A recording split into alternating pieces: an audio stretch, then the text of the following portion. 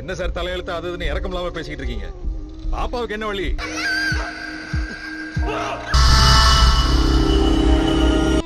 You have to go London for further treatment.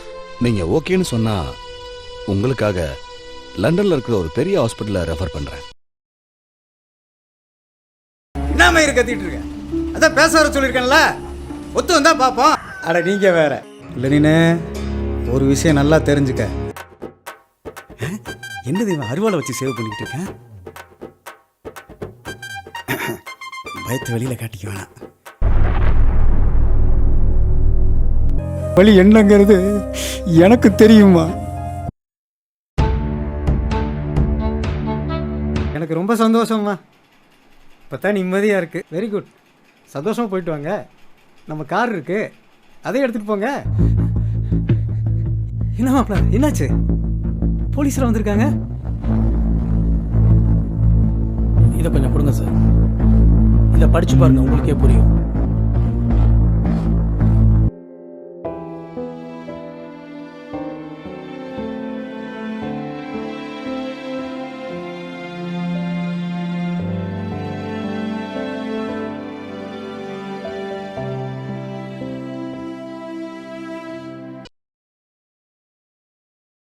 முதல்ல வேலையை பாருங்க தம்பி, அப்புறம் சேலையை பார்ப்போம்.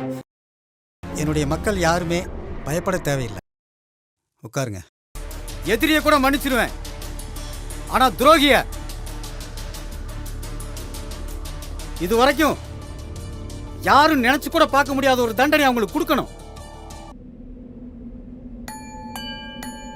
இப்படியே அமைதியாக இருந்தால் நான் என்னன்னு நினைக்கிறது?